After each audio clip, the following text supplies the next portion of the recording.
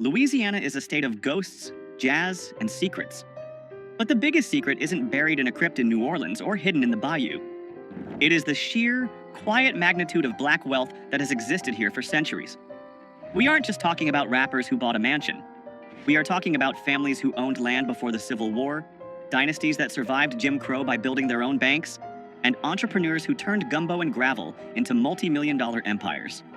Stick around, because the family at number one didn't just beat the odds. They bought the game, sold it back to the system, and built a tank to protect the receipt. Number 10, the Chase family.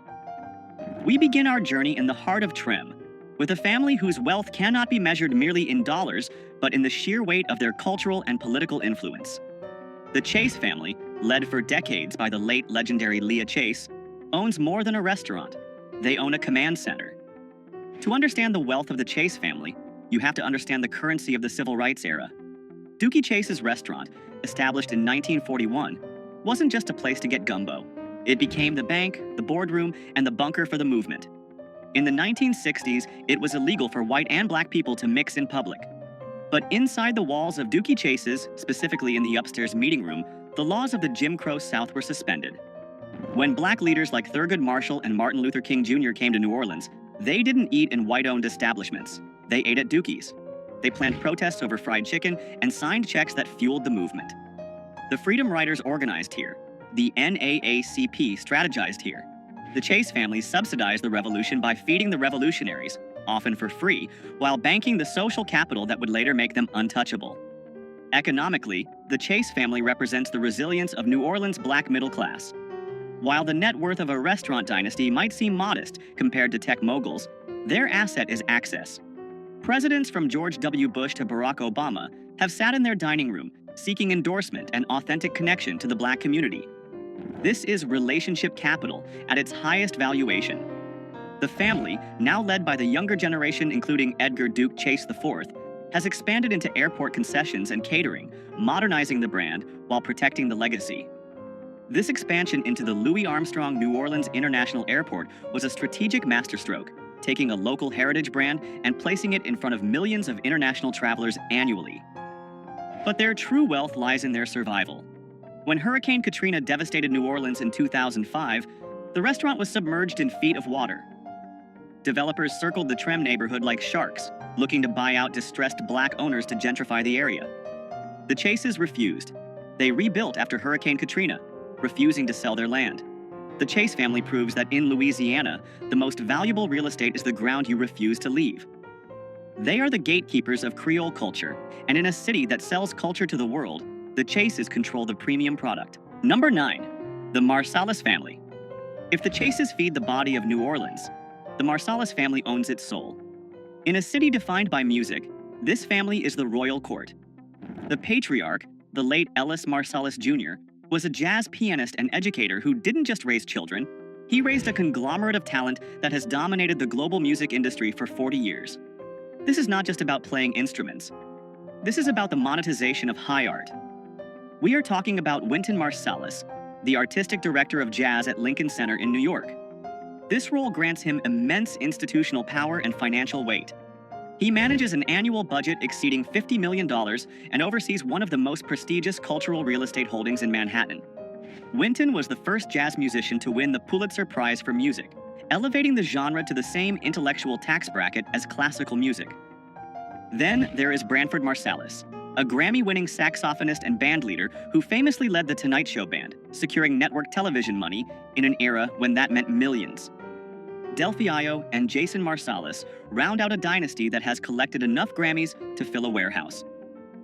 Financially, the Marsalis family represents the pinnacle of intellectual capital. They didn't just play music, they institutionalized it.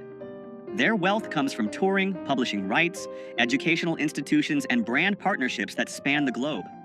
But unlike many entertainers who leave their hometowns and never look back, the Marsalis family leveraged their global fame to bring investment back to the neighborhoods that raised them. Their impact on Louisiana is physical. The Ellis Marsalis Center for Music in the 9th Ward is a multi-million-dollar facility. It serves as a monument to their father and a training ground for the next generation. This center was the anchor of the Musicians Village, a Habitat for Humanity project that built homes for musicians who lost everything in Katrina.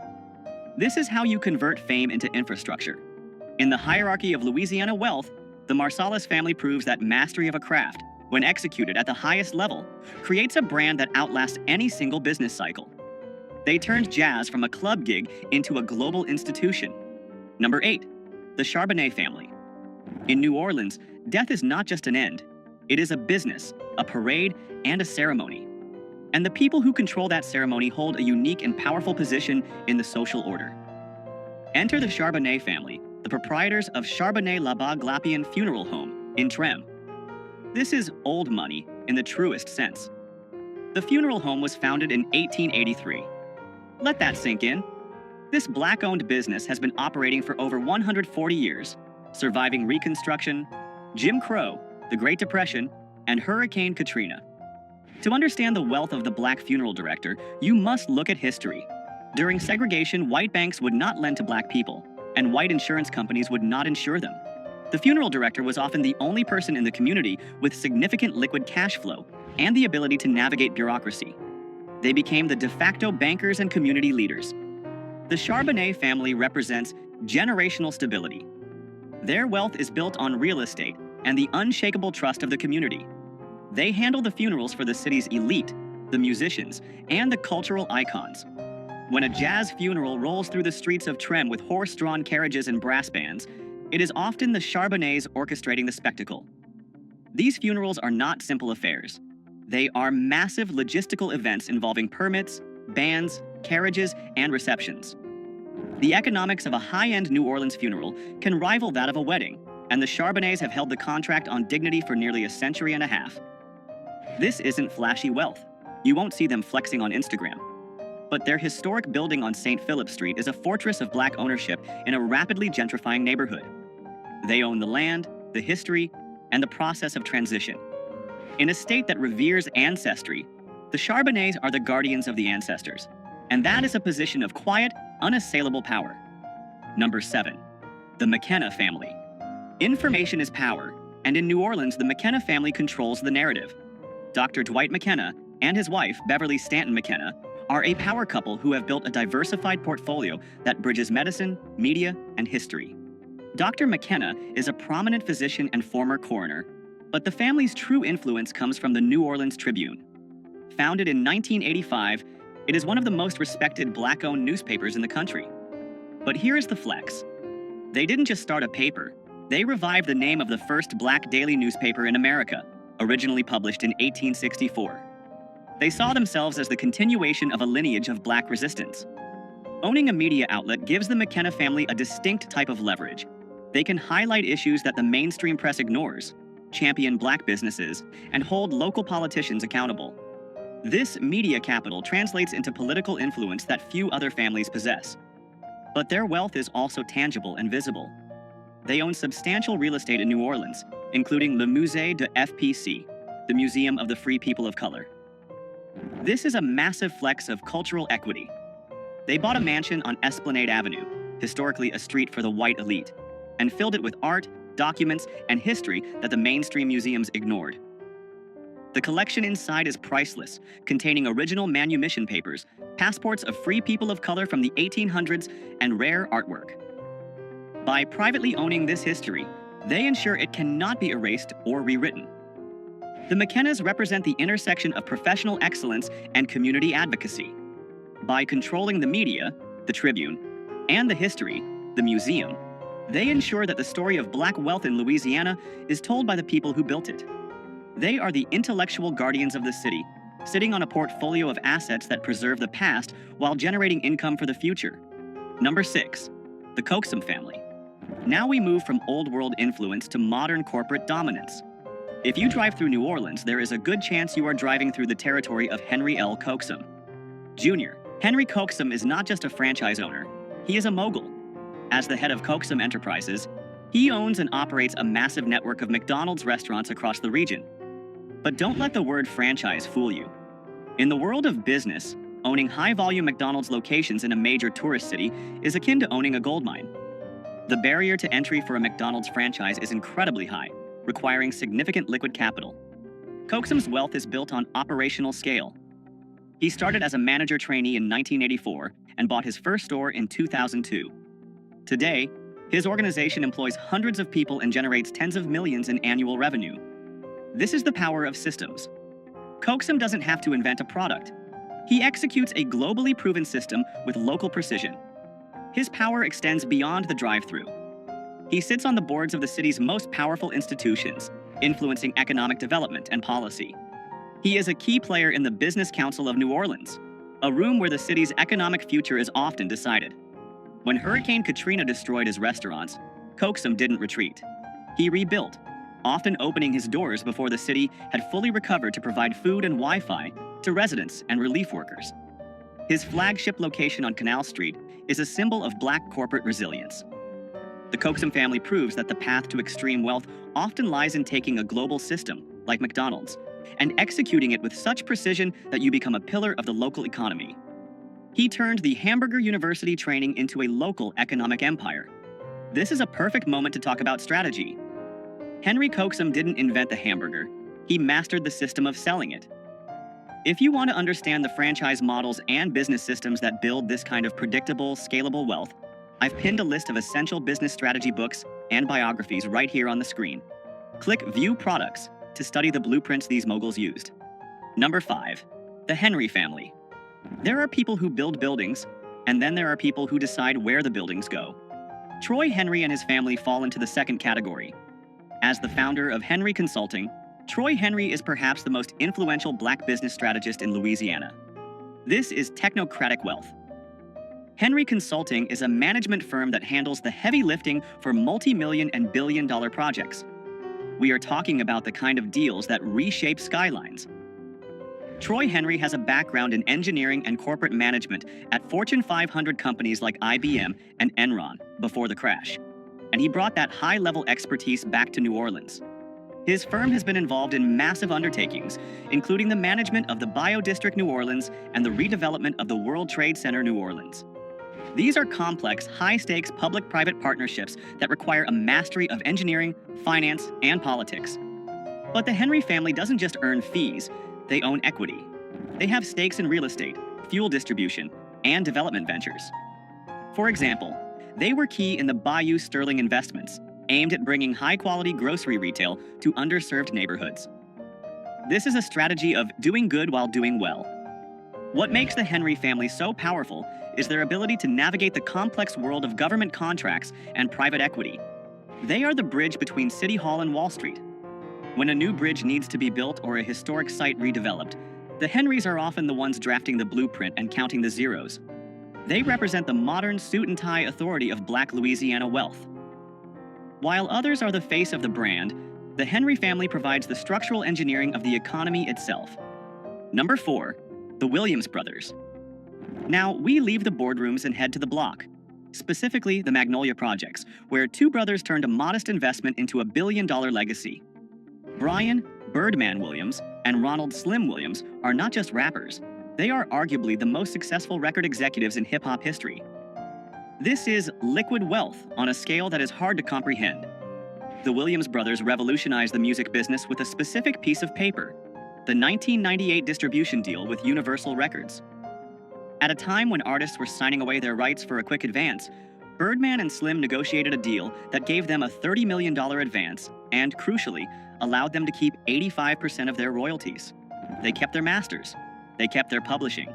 They kept the majority of their royalties. No one had ever done that before.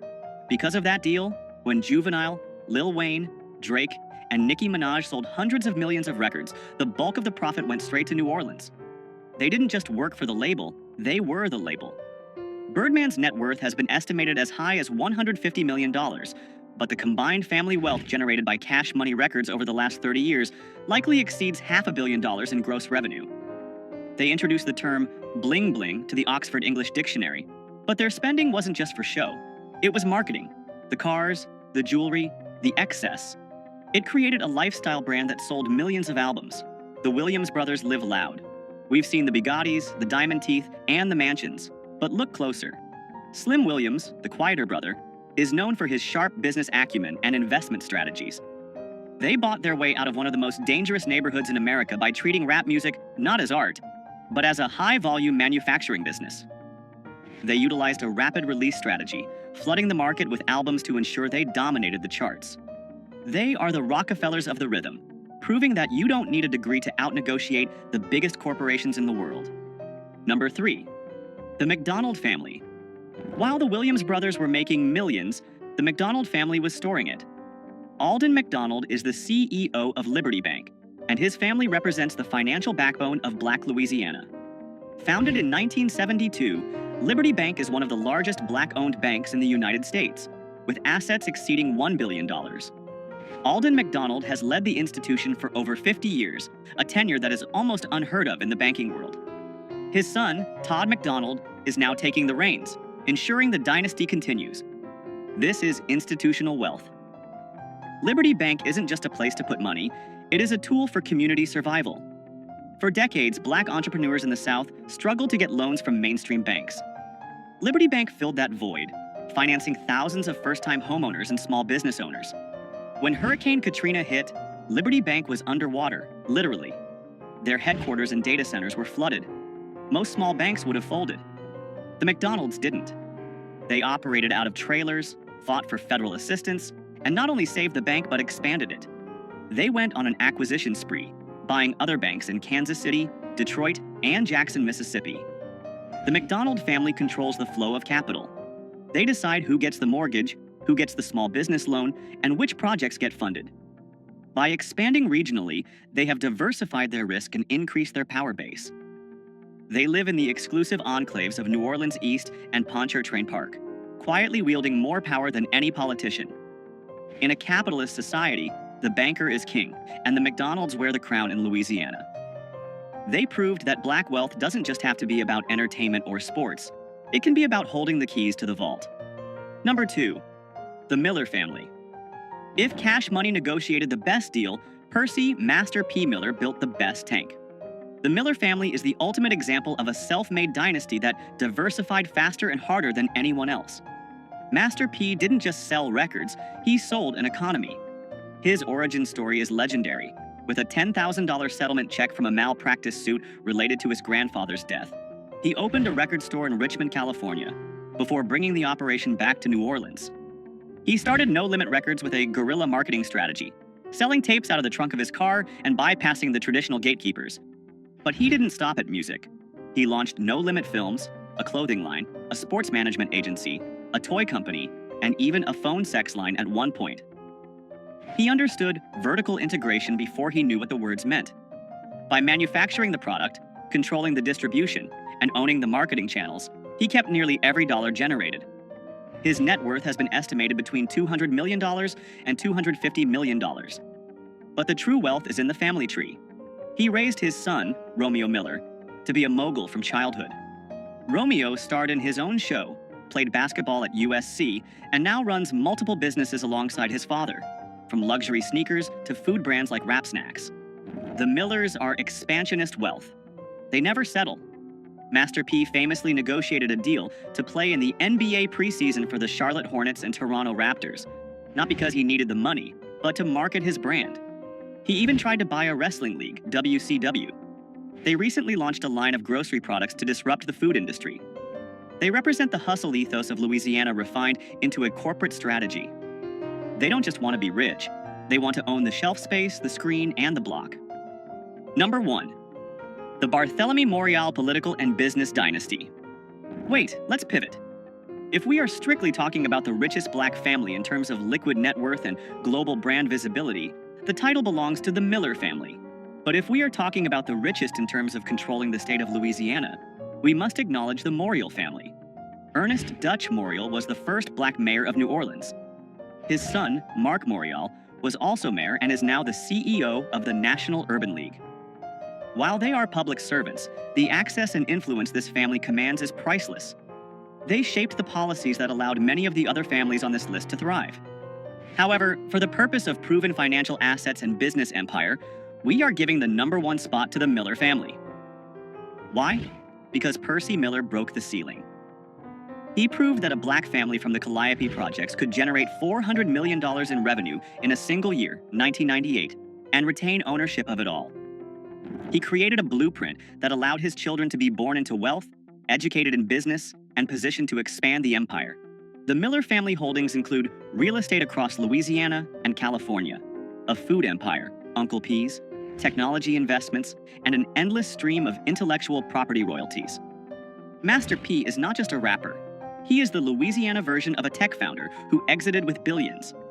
He is the bridge between the poverty of the past and the infinite possibility of the future.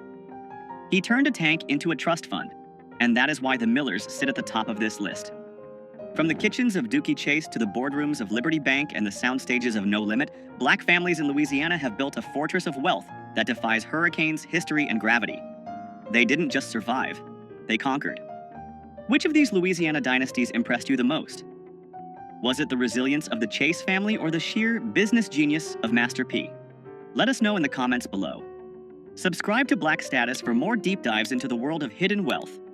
I'll see you in the next one.